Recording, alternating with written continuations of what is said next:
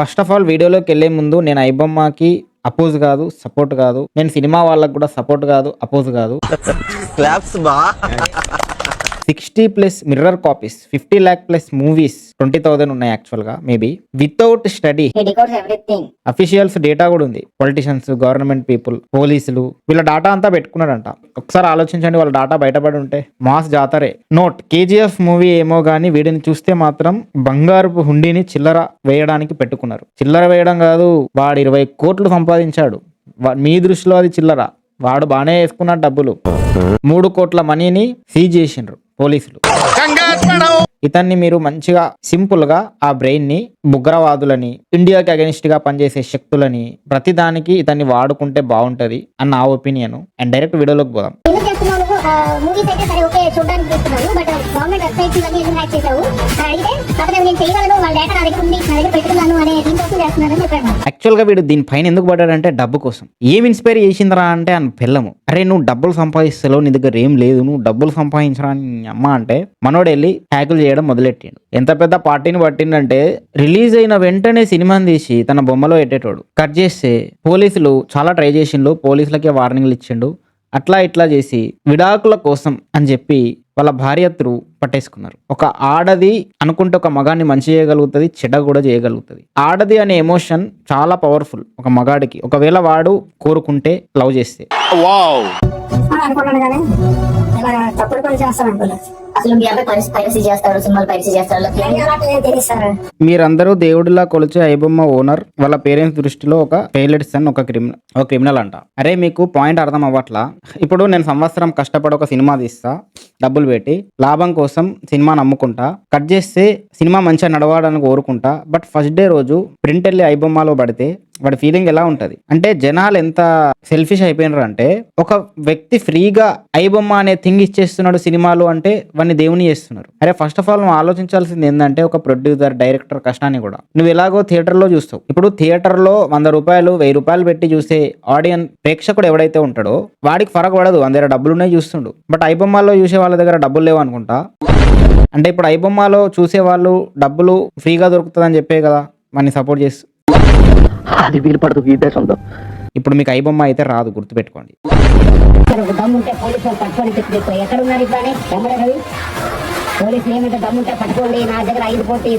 మనోడు పెద్ద హ్యాకర్లే. సో మనోడిని పాకిస్తాన్ టెర్రరిస్ట్ల డేటాని హ్యాక్ చేయడానికి వాడుకోండి భయ్యా ప్లీజ్. టాలెంట్ ని వాడుకోవడం మన ఇండియా వాళ్ళకి రావట్లా. కోట్లు దారబోసారు కదా అని చెప్పి వర్క్ చేయడం కాదయ్యా ఐబొమ్మని పట్టుకోవడానికి, డబ్బుల కోసం పనిచేయడం కాదయ్యా. ఒక సామాన్యుడికి హెల్ప్ చేసి ఎప్పుడైనా ఇంతలా ఛాతి మీద పెట్టి ప్రౌడ్గా మాట్లాడారా? సామాన్యులకి అన్యాయం జరిగినప్పుడు దగ్గరుండి మరి ఏమీ ఆశించకుండా పోలీసులు ఎప్పుడైతే వాళ్ళ కర్మను, అంటే వాళ్ళ పనిని వాళ్ళు సక్రమంగా, డిసిప్లైన్ గా, ఇంట్రెస్ట్ తో, బద్ధకం లేకుండా పనిచేస్తారో అప్పుడు నా దేశం బాగుపడుతుంది. యాక్చువల్గా ఈ ఎలివేషన్ అంతా వాడికి వెళ్తుంది.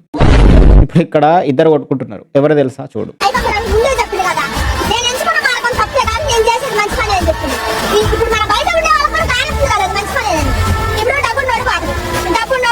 మన బొద్ద అంటే ఏమో ఐబొమ్మకి సపోర్ట్ చేస్తుంది, ఇప్పుడు ఇంకో అంటే వస్తుంది. సినిమా థియేటర్ లో సినిమానే చూడాలి, దాన్ని ఓటీటీలోనో లేకపోతే ఐబొమ్మ ఉమ్మడి రవి. ఎందుకు మాట్లాడతారా? ఎప్పుడోసారి పాయింట్ వేసావు కదా, ప్రశ్న వేసావు కదా, ఇప్పుడు 100 కోట్లకు రెమ్యునరేషన్. అరే అక్కడ ఢిల్లీలో ఉగ్రవాదులు 13 మందిని బ్లాస్ట్ చేసి లేపేసిండ్రు. దానిపైన ఇట్లా ప్రెస్ మీట్లు పెట్టుకున్నారా? మనుషుల ప్రాణాలు అంటే లెక్కలేదు, కానీ ఐబొమ్మ అంటే మాత్రం ఫ్రీగా వస్తే నూకేద్దామనే. నేనైతే న్యూట్రల్ భయ్యా, నేను ఎవరి సైడ్ కాదు. నాకు కంఫర్ట్ ఉంటే వెళ్ళి థియేటర్లో చూస్తా, ఫ్రీ టైం ఉంటే మంచి డైరెక్టర్ అయితే, మంచి హీరో అయితే.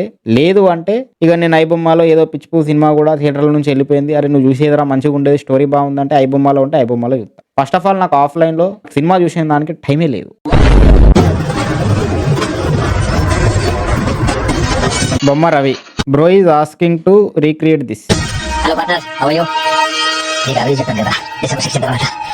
అంటే కిక్ సినిమాలో వాడే దొంగతనం చేసి పోలీస్ అయ్యి వస్తాడు. ఎట్ ది సేమ్ టైం ఇక్కడ కూడా వాడే సినిమాలని హ్యాక్ చేస్తూ బొమ్మలో పెడుతూ, వాడే సైబర్ క్రైమ్ ఆఫీస్లో పోలీసుల మధ్య జాబ్ చేస్తే ఆ సిచ్యువేషన్ ఎలా ఉంటది అనేది ఇట్లా చూపించింటాడు. Very intelligent boy. ఇదే మైండ్ కొంచెం నీ లైఫ్ మీద పెట్టరా, బాగుపడతావు. Next Kodangal Shekhar. Okay, iBomma anchor Ravi arrest అయ్యారని న్యూస్ వచ్చింది. నాకు యువశేఖర్ కొడంగల్ యాంకర్ రవి కాదు, ఇమ్మడి రవి. నీ అబ్బాయి ఎట్టి పేరుని ప్రొఫెషన్ గా మార్చేసిండు. దాస్తున్నాను. అది ఏందో, తప్పు ఏందో, రాంగ్ ఏందో తెలుసుకొని ఆయనకు న్యాయం చేయలే అని కోరుకుంటున్నా. ఓకే, అరే వాడే అన్యాయం చేశారా, వాడికి న్యాయం చేయడం ఏంట్రా ఎర్రిపువా. నువ్వు ఒక పని చేయరా, నీకు ఒక బుగ్గ కొనిచ్చా కదా, దాన్ని ఇట్లా ఆడుకుంటున్నావు కదా, ఆడుకోపో. Friends, Instagram social media open చేస్తే చాలు ఐబొమ్మ రవి తన ఈడొక్కడు గురించి న్యూస్ వైరల్ అవుతుంది. తను తప్పు చేశాడంట. ఏం తప్పు చేశాడు? ఎవరైనా పొడిచి మర్డర్ చేశాడా, లేకపోతే రేప్ చేశాడా? ఈయన ఒడవలేదని ఫీల్ అవుతున్నాడు వీడు. ఏం మాట్లాడుతున్నారు మీరు? కొద్దిగా సెన్స్ ఉందా? తను కరెక్టే చేశాడు. మన middle class. I support you తమ్ముడు అనిల్. ఆడ తమ్ముడు కాదు, చెల్లి, అక్క. ఈడు చూడు 100% కరెక్ట్. సిస్టర్ అండ్ బ్రదర్ అంట. నువ్వు దేవుడివిరా అనిల్ అంట. ఎవర్రా మీరంతా? ఎవరిని పడితే వాడిని దేవుడు అంటారు. ఇట్లాంటి మైండ్ సెట్ చూసినప్పుడు దేవుడు నిజంగా వీళ్ళని ఎగ్జిస్ట్ చేపిస్తుండు అంటే వాడే ట్రాష్ అనిపిస్తుంది. ఇక వీడు ఓవర్ యాక్షన్. అరే పేదవాళ్ళకి సినిమా చూపించడం కాదురా, ఆడు చూపించి ప్రమోషన్లు మింగి పైసలు మింగేశాడు. వాడు చేసింది మీ దృష్టిలో మంచిగా కావచ్చు, బట్ దాంట్లో వాడి స్వార్థం కూడా ఉందని గమనించండి. ఏమో సార్, నాకు తెలియదు సార్. విడుదల చేయమంటే నిన్నెత్తారు లోపలాగు. కొంతమంది ఉంటారు అసలు ఐబొమ్మలో సినిమాలు ఫ్రీగా చూడొచ్చు, ఆ వెబ్సైట్ ఉన్నదని తెలియదు. అందరు ఐబొమ్మ అంటున్నారు. అసలు ఒక్కసారి కూడా డౌన్లోడ్ చేయని నేను. అది డౌన్లోడ్ అవ్వదమ్మా, డైరెక్ట్ వెబ్సైట్. అది ఒక వెబ్సైట్ అని కూడా తెలియదు, బట్ ట్రెండింగ్ అని మేము వేసుకుంటాం. రియాలిటీ తెలియదు కానీ రీలు. ఈడొకడు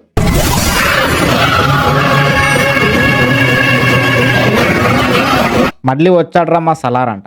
అరే జైల్లో ఉండగా ఇంకెట్లొస్తారా. ఐబొమ్మ 1 అంట, అట్లా సినిమాలు కనిపించినాయి అంట. రే అది ఓపెన్ చేసేటప్పుడు నీకు ఏదైనా క్లిక్ అని కనబడ్డది అనుకో, దాన్ని వచ్చావనుకో పోతారా నీ డాటా కూడా.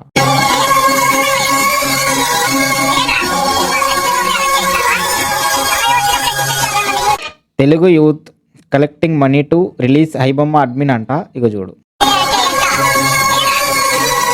అరే మీరు డబ్బులు కలెక్ట్ చేయండి రా, ఎంతమంది ఎంత ఇస్తారో చూస్తా నేను.